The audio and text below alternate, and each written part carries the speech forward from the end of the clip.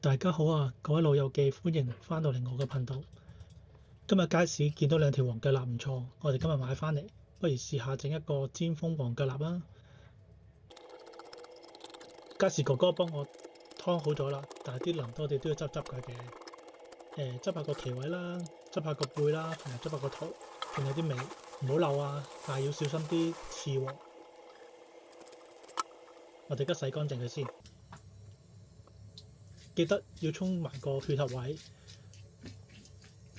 最好咧就用啲舊嘅牙刷刷一刷佢，刷乾淨佢，咁就唔會咁腥噶啦。因為啲腥味主要來源都係呢啲位置嘅。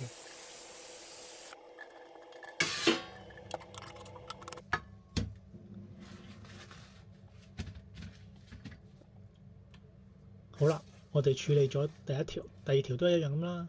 而家我哋就揾塊廚房紙墊一墊個底，我哋準備印乾條魚。水分係腥味嘅來源，我哋一定要印到好乾淨㗎。記得個肚入邊都唔好漏啊！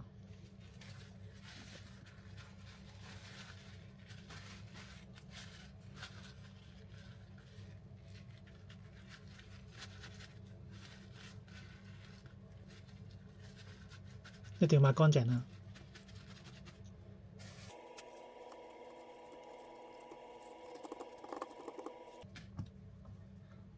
好，我哋另一張紙出嚟，我哋而家揾啲鹽醃一醃佢。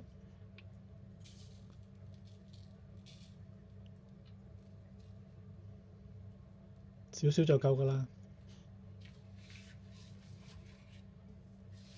記得個肚入邊都要醃嘅，我哋醃埋第二邊先。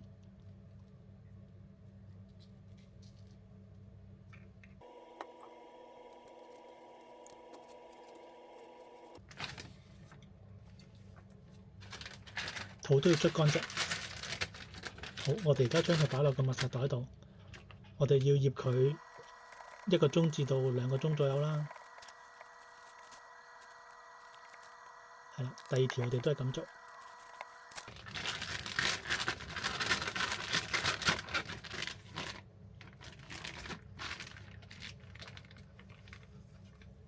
兩條魚處理好晒，我哋就擺雪櫃。記得封好個袋口啊！2個鐘之後，你睇下個面頭已經乾晒啦，不過張紙巾就濕晒，我哋要拎走張紙巾。所有嘢準備好，我哋可以開始落鑊啦。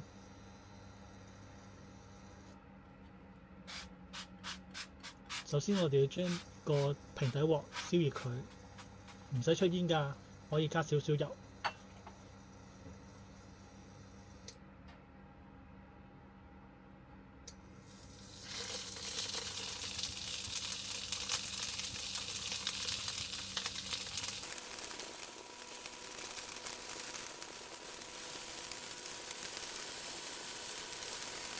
記得唔好心急，千祈唔好喐條魚。煎到另一邊定咗型嘅話，我哋可以喐一喐條魚。而家可以反啦。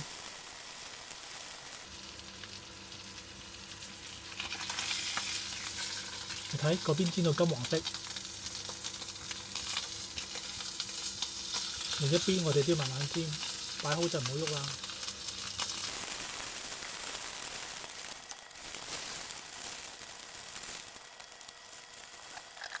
煎到兩邊都定咗型，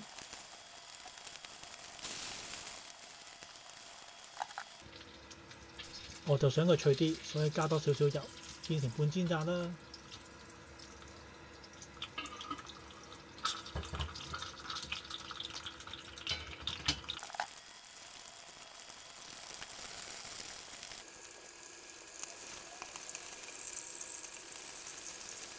我哋執地嘅鑊可以慳返啲油嘅，唔使落咁多油都可以煎香條魚嘛。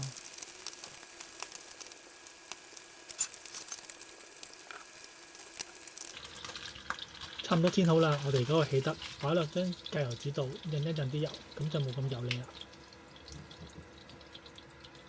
你睇，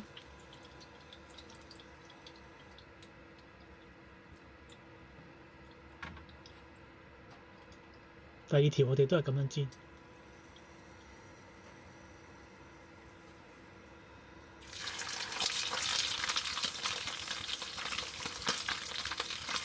小心啲啊！啲油會彈㗎。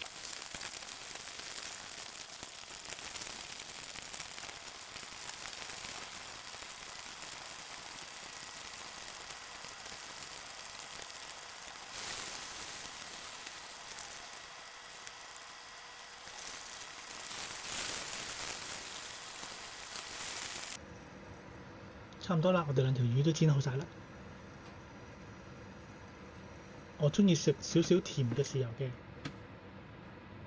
我哋俾少少老抽，再生抽，再加少少糖，攪勻佢，用翻個熱嘅鑊一彈，好快就食得㗎啦。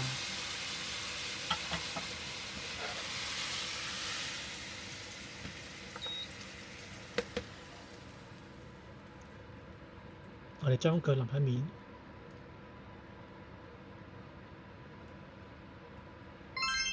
完成啦！希望你會鍾意我今日整嘅煎封黃腳臘啦。鍾意呢條片記得 like、share 同埋 subscribe，記得可以關注我啊！拜拜。